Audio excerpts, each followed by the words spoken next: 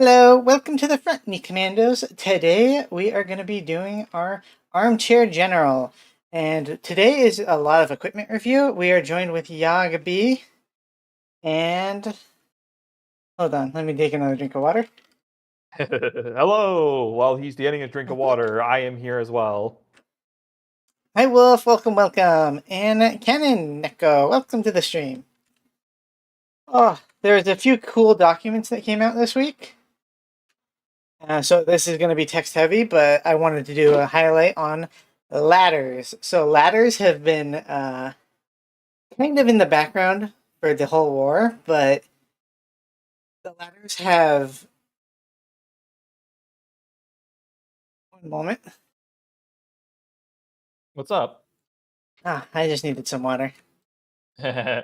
Oh, okay. But yeah, they've been using them in the trenches and actually in urban combat. And I've seen a few where they use these big, heavy, like Home Depot ladders.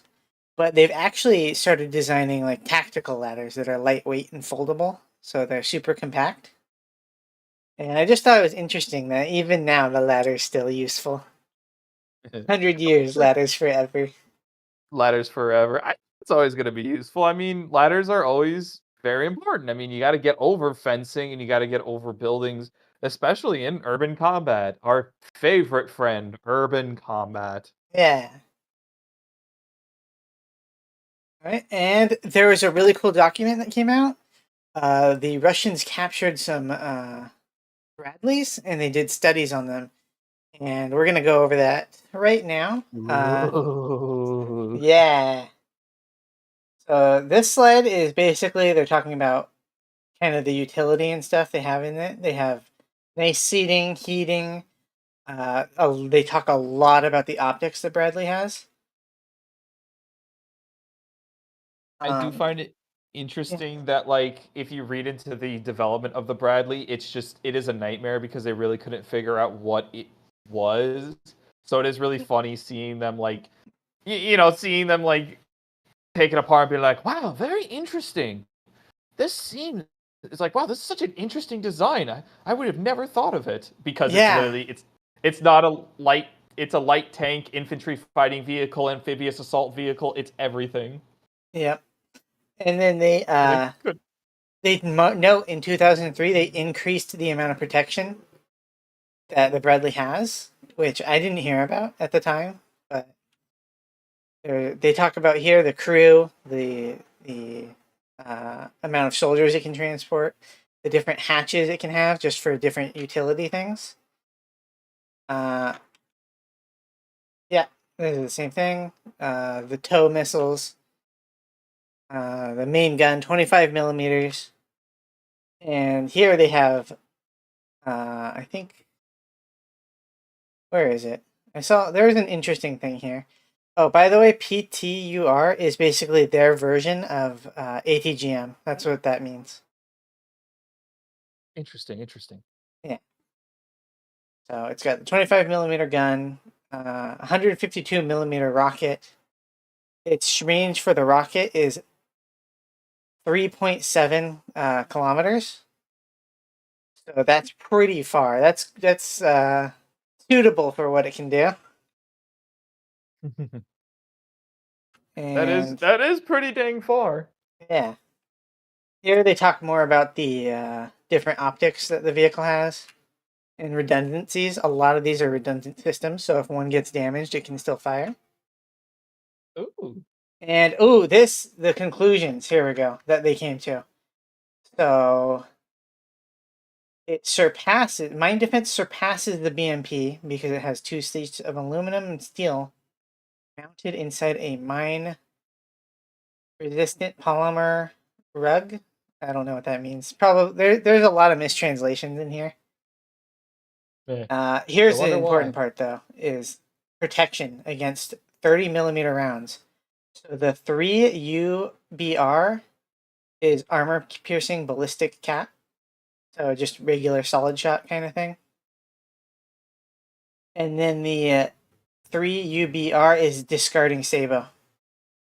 So the frontal protection provides protection against 30 millimeter 3UBR8 shot projectile, which is higher than the frontal protection of the BMP3. So the Bradley can tank 30mm Sabo rounds to the face. Nice. That's Well, crazy. it is essentially a light tank, though. Like, if you really think about it, it's not the same thing as a what is it? It's not like an infantry fighting vehicle. It really is just it is a light tank, but we like Right? to pretend it's one. No, guys, it's the same as your BMP. Don't even worry about it. We swear it's a BMP. It's like when you see a BMP4 and it has like that giant cannon, and you're like, why does it need that? What about infantry fighting vehicle is this? Is this an infantry fighting vehicle or is this just a tank? And they're like, it's one of them. Here's another interesting point of note is the protection with remote sensing blocks. I think that might be active protection. Provides protection against cumulative grenades of the PG-9BC type. I didn't have time to look that up because this week was kind of crazy, but I think these are RPGs.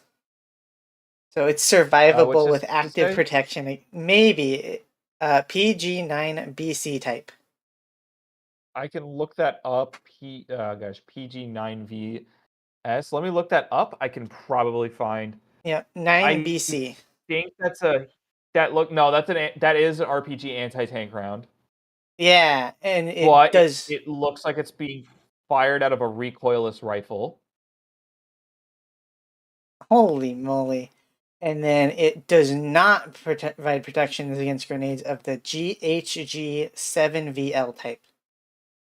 But just the fact that it can tank an RPG round, cumulative grenades. Cumulative grenades. That's really funny. It's so strong. When are we getting this in War Thunder? You are never getting anything in War Thunder that won't be leaked. Mm-hmm. I love the leaks in War Thunder. Please leak. Please, can you guys leak like a whole bunch of stuff for me? I really need to double check. I need my vehicle boosted. And then the Russians... I need to double check to make sure my information is accurate, please. Mm-hmm. Please make sure my information is accurate, please. And please have me executed for my crimes. So, the automatic accuracy of the gun is twice as good as the BMP3 guns, which increases the range of actual shooting, I guess. The armor ability is 2 times exceeds the 30, I guess the penetrative value of the 3UBR shot, 8 shot. So it's not even like it's close to penning, it seems. That's interesting. Wait, no. Okay, so it's a 25mm. I think I misread this. It's the 25mm gun on the Bradley can pierce twice as much as the 30mm Sabo round out of the BMP3. Okay. Oh, okay. Here, it has better contact with the ground team that it can deploy. It has better maintainability. And they're saying it is worse. The Bradley is worse than the BMP3 in dynamism. I don't know what that means. Stock of travel, cross country, and the ability to overcome a water barrier. So they're really kind of coping by saying it can't cross water. It's not amphibious. I was gonna say a BMP is an amphibious vehicle, so it's like, of course it's gonna be better at like, you know what I mean? It's like, of course it's gonna be better at taking water than a Bradley. It's like it's designed to do that. It's like, yeah, I guess what they're trying to say is like, oh, a BMP is really good at just like adding stuff on top of and going through water with. It's like, yeah, of course.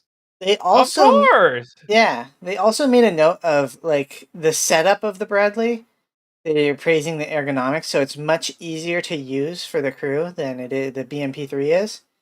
They're saying there's a lot of reserved space. There's a ramp on it, and the absence between workplaces, commander and gunner, of structural elements that impede free moving. So the crew can move from the combat unit to the landing. So I guess that would be if they need to evacuate. Yeah. It's easier for I'm them trying to to do think, that. like, the BMP4s, those really haven't been used that much in Ukraine, right? Yeah, not really. Most of the time it's BMP2s. I was gonna say, like, BMP4 is, like, I'm surprised they are not comparing the two between a 4 and a, like, they're using the 3, but I guess the 3 is probably the most common to use and probably the Mm-hmm. most common to find in Battlefield. Yeah. Um, it's also better because they think the ammo is better for the missile launcher. Uh, Possibility of combating the enemy's manpower. What does this mean? Oh yeah, because it has the better machine guns. Yeah. Alright, and our next document that leaked. This one wasn't as big on Twitter, but the Leopard 2A5. So here they're just Ooh. summarizing kind of the layout and what the tank has. 120 millimeter gun, coaxial machine guns, the roof machine gun, smoke screen system. Here the ammo layout. They talk about that. They say it has two types of ammo that it mainly uses: the heat and the Sabo round that comes out of that Ooh. Rheinmetall gun. It's like, ooh, interesting. Ooh. Yeah, it's pretty cool, right? Here they're No, comparing it against the T90, which the T90 is a better tank, but there's a oh, you few are gonna get discrepancies. I'm gonna make a you are lot gonna of get people really mad, huh? you are gonna get destroyed. You think the T90 is better than the Leopard 2A5, which it probably is because the 2A5 is an older model. Yeah. But the only thing that's kind of like debatable, in my opinion, is the loader. So a lot of NATO tanks don't like to use a loader because they like having the extra guy for maintenance, and it's more reliable than a lot of the loaders. Is the theory that they have? I think at this point the loader's got to be pretty good, right? They should have been able to come up with It's reliable it's loaders. it's hard because tank on tank battles don't happen as much anymore. Like a lot of the times Yeah, it's like an infantry fighting vehicle will run into a tank and just get blown up and then just like everyone's like, all right, or like a drone will attack everything ahead of time. yeah, So it's really unfortunate we don't get to see like tank on tank fighting as much. yeah. That's another thing on this list is UAV control channel jammer. So the T90M variant has a drone jammer, and the Leopard 2A5 does not. That's actually kind of big. That makes the T90 much better, in my opinion. Is I can because see the it, honestly. main threats it's going to face is drones, artillery mines, ATGMs. Yes. Yeah, before it ever gets in a tank fight. What are your thoughts on And you this need to chart? I So it's funny, they put the combat weight being less as a positive, and I'm wondering, like, is that 100% a positive? Because a heavier tank's able to push through a lot more.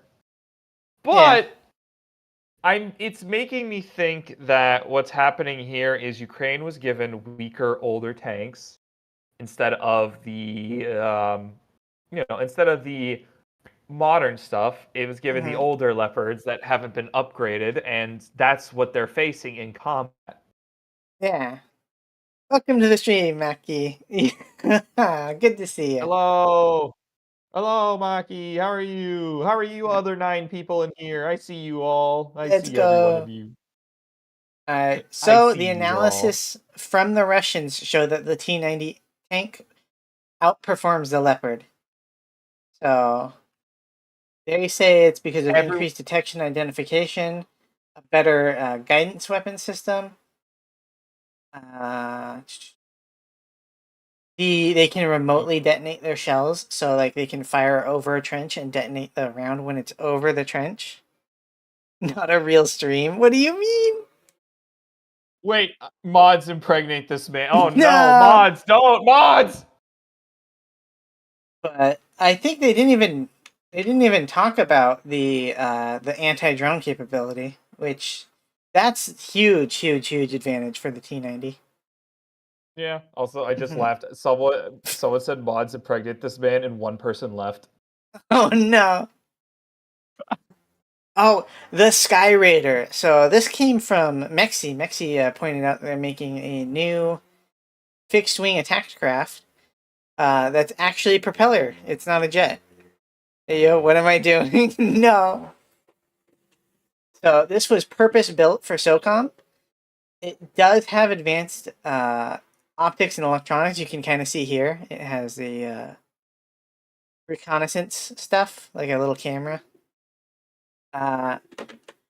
It has way reduced capabilities because it is propeller aircraft, but it is a fraction of the maintenance cost. So the maintenance cost for this is 1,500 per flight hour compared to the 33,000 per hour of the F-35. But there's certain things where it's like it doesn't have ejection seats. So you can tell right away. Wait, Yeah, it doesn't have ejection seats? it does not have ejection seats. So it's just, if you get shot at, it's a wing and a prayer. I mean, you can probably jump out. Right? Good luck. I was about to make some analysis about like, oh, the nice class air support, like Brazil has a similar, and then I just hear no ejection seats. I'm like, excuse me? Yeah.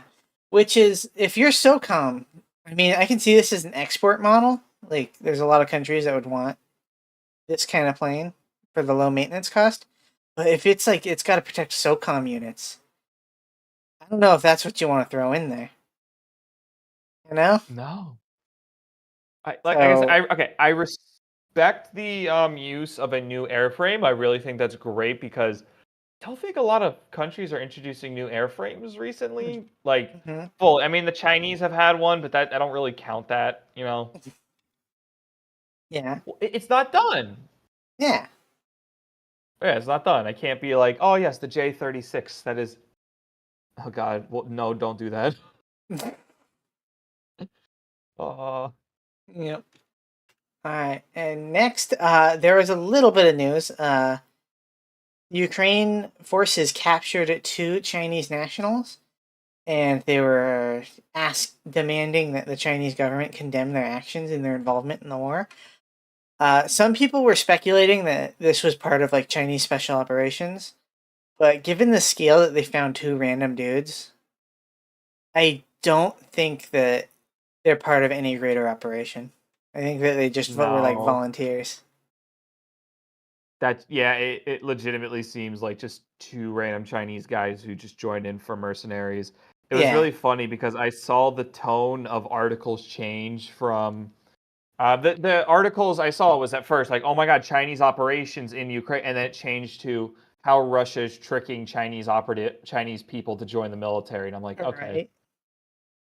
Albert, thank you for the follow. Welcome to the stream. I hope you're enjoying Armchair General. Hello, Albert. Yeah. Welcome to the bunker.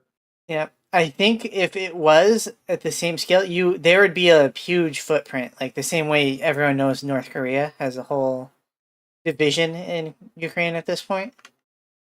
Yeah. Hello.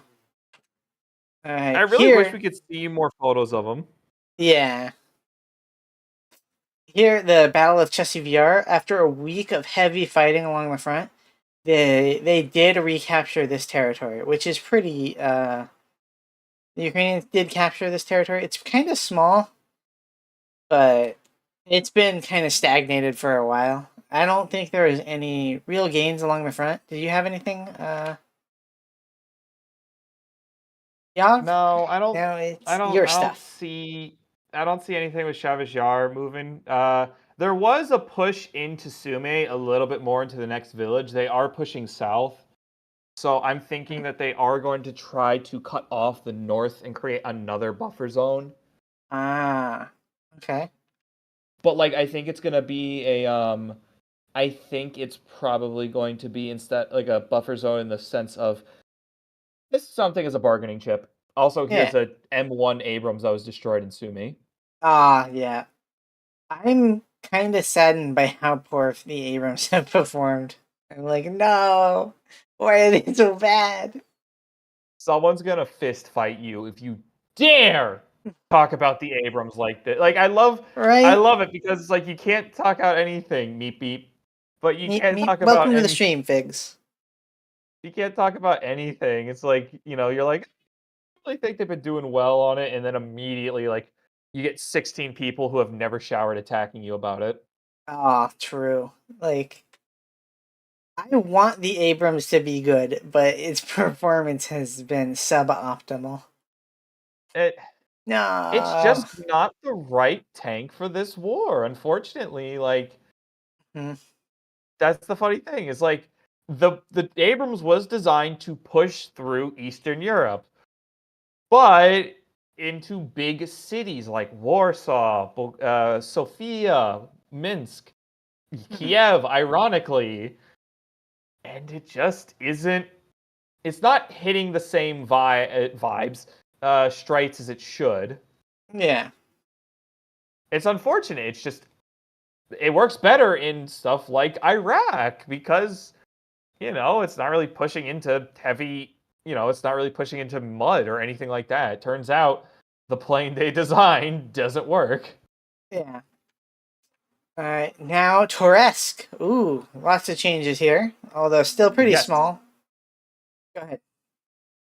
So, in Toretsk, most of the Ukrainian gains have been pushed out. The city is almost completely under Russian control as of right now. There still are a few neighborhoods in the gray zone, but I truly think that this is likely going to end soon. Yeah, I would agree. Based off of this map, I don't think these outskirts have those economy block buildings that are really good for defending. Yeah. I can't really zoom in on it, but I think most of them are Vi- under Russian control. So yes. I'm reading into vibe-based chat. combat tank. Yeah. Oh no.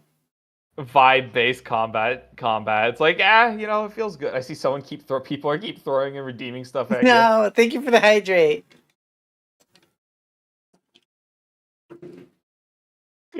I can't drink that much, Figs. I don't have that much water.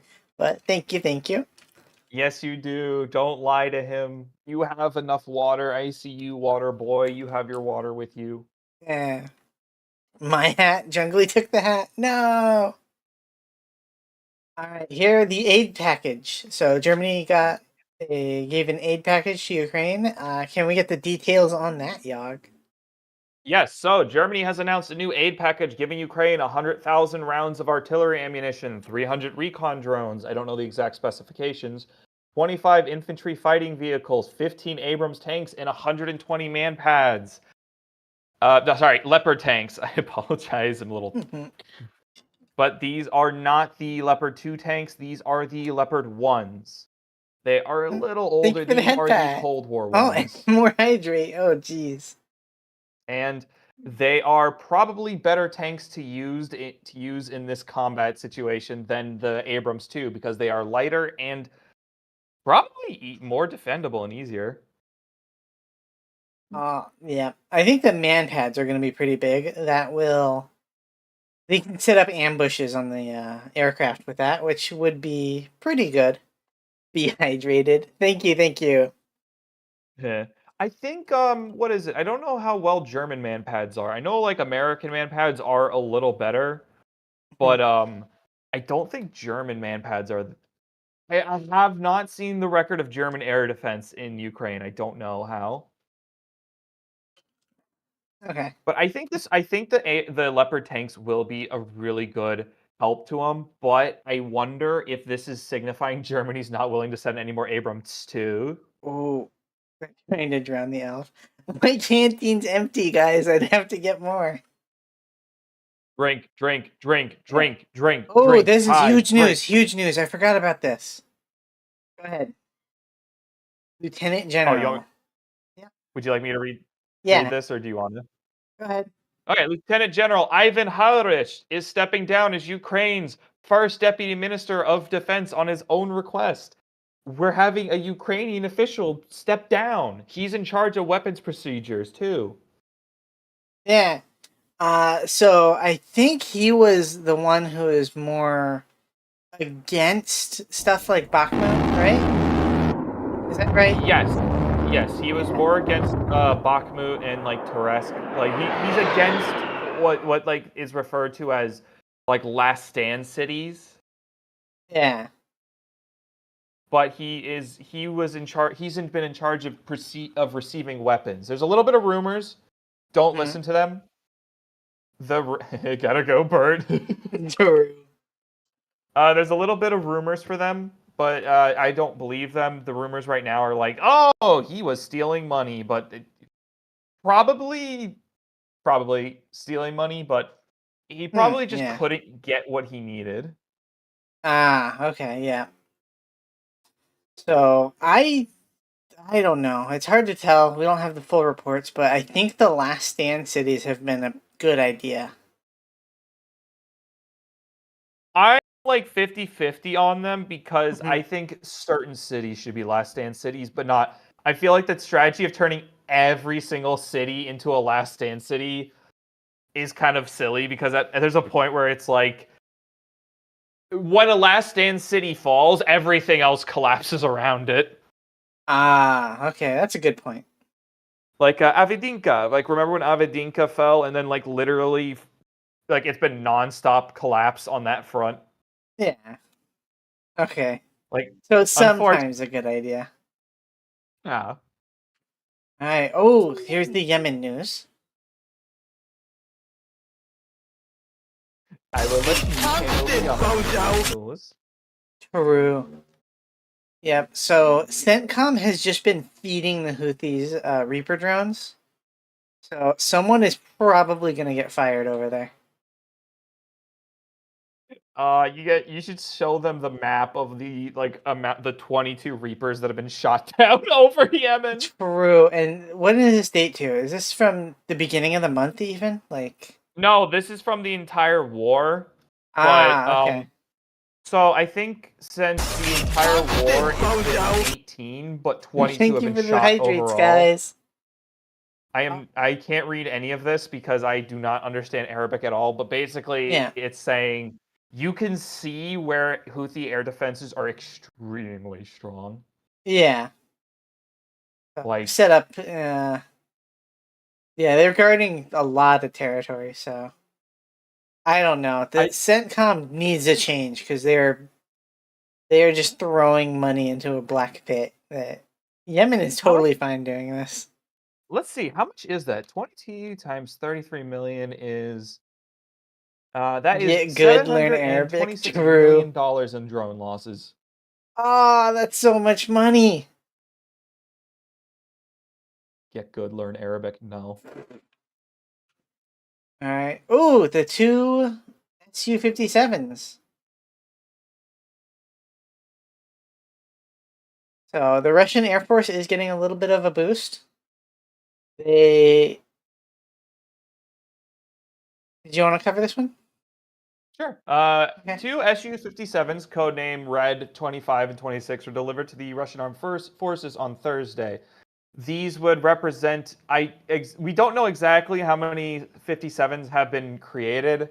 I think the estimate is around 30. So I think a full squadron exists now.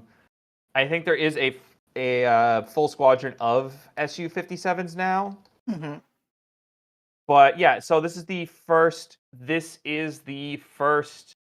This is the first delivery this year of two of them, Mm-hmm. and this is the first time in a while they've been unblurred. Oh, very cool. Yeah, so usually they blur out the numbers to try to like secrecy, being like, ooh, Yeah, you don't yeah. know how many there are. Yeah, true. Welcome to the stream, Smitty. Hope you are enjoying Armchair General. So the Russian Air Force is going to be able to do more sorties, which is bad for Ukraine. Hopefully those man pads will be able to offset a little bit of it. I don't think they fly like they don't fly those 57s over Ukraine normally. True. Yeah, but it's better than nothing. And Yep. France is developing its own HIMARS. Ooh, big. Do we know any I details only about it? No, I only found like a little article and I was like, "Ooh, this is interesting." All right, I very think nice. France is just trying to do what it normally does and try to stick away from NATO being like ill gross. Oh yeah. Ever since the whole nuke debate, they've been doing a little bit of their own thing, which is good, I guess. Some competition with Rheinmetall will make better equipment overall. Ooh, all right. This is new. I like beans and toast. I do like beans and toast.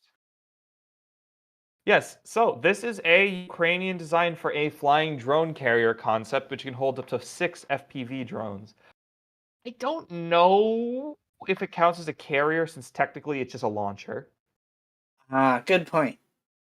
I think they're trying to find different ways to strike into the Russian rear, take out their oil, their energy infrastructure, just find ways to attack. I think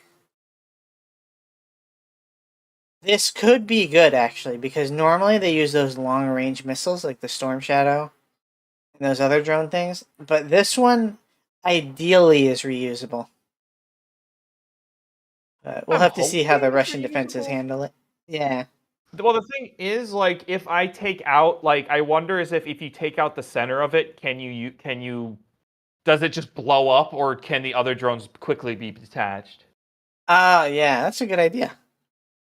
Look It's a for concept for right targets. now. I don't think there's been any, like building models, but it's just a concept. Yeah.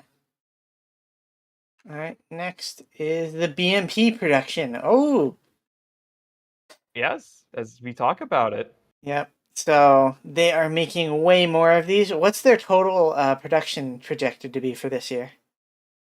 Do we Ooh, know? I did not see the let me see if I could see the production numbers. I think they make around 70 to 100 a year, but they said they tripled it. So Okay.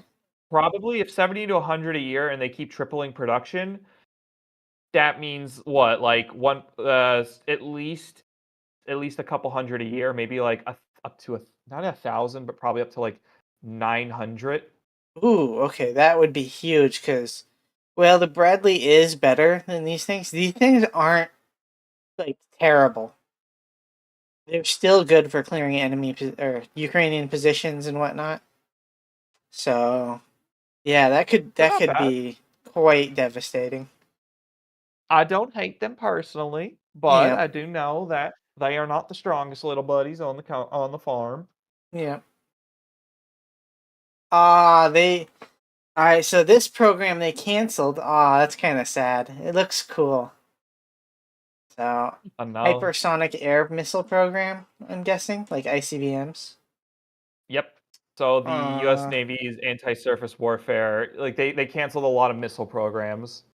Unfortunately, a lot of missile programs have been canceled because I don't we are not being political on this stream. We will slap everybody, but we love Arabic number systems. true. But the truth is, I think it's probably just governmental interference being like, we can just make drones. Yeah, these things would be giga expensive. I don't know. It's expensive, but like, would you rather be the only big power without one, in your back pocket, just ready to go? Yeah, You need let's them in turn your that. back pocket. You think the government wouldn't do that? Think again. True. Oh, so the Russian has been investing in their navy more than you'd think. Not as much as they'd hope, though. Yes. So, um, this is a weird. This is a weird thing exclusive to Russia. It's called sorry, to northern nations like Norway and Canada and Russia. They're called patrol boat icebreakers. And I wanted to just take a minute to look at them because I thought they were pretty interesting little boys. Yeah. So in like in the northern countries, Norway, Russia, Canada, there's a lot of ice. I want to say permanent ice in those areas. So Russia has been investing heavily, Canada, Norway, China, America as well, into icebreakers. It allows transportation of goods through the Arctic Circle and military bases up there. Okay. This one right here, the patrol ship Ivan Panopin, has been is the first of its kind. It is a patrol ship icebreaker. It's sort of a armed icebreaker set up to destroy enemy icebreakers. The thing is, if you go to the next slide, there's not really many in Oh, the world. true. Yeah.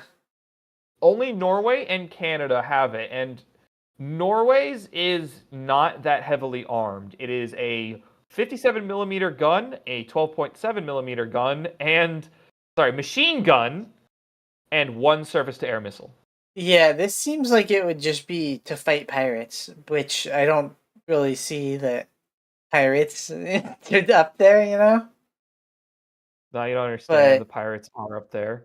yeah, but it's still very limited capabilities. I don't think this is meant to fight like other military vessels. But it's designed to have offensive capabilities, which is True. funny. Okay, it's because anything in the Arctic is just logistic ships, like cargo ships, and other icebreakers.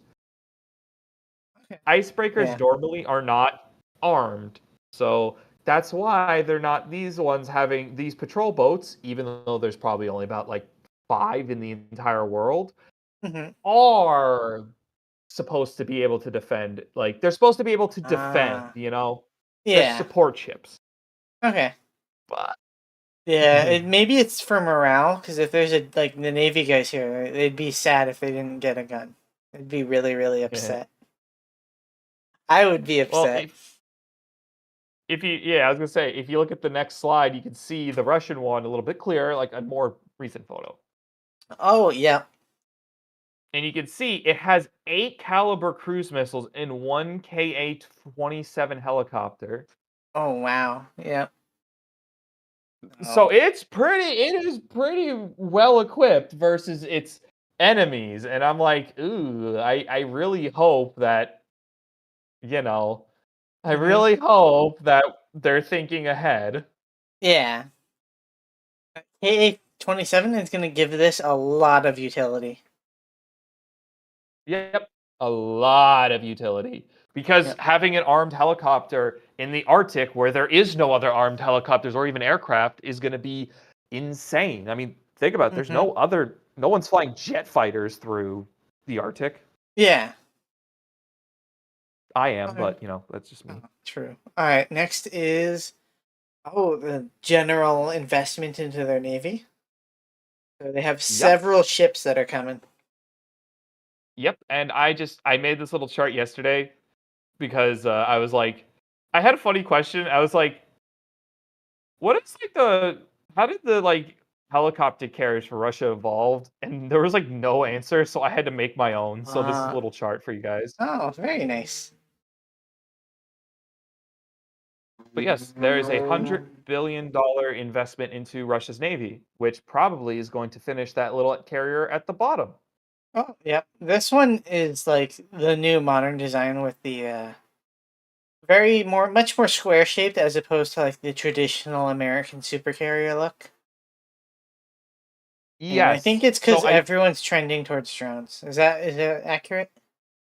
yes, it is. It does have a S70s can go on it, but I'm assuming what's gonna be is it's probably Russia's probably gonna develop a similar Harrier style plane in the future to fly off of it. hmm Because as you can see, it's longer than the Kiev and Musk class runway. The runways are longer. Yeah. Okay. So it's not like it's a unusable runway, but I really do find it interesting. Like you can see the design philosophy change a lot over time. Yeah, it's pretty cool.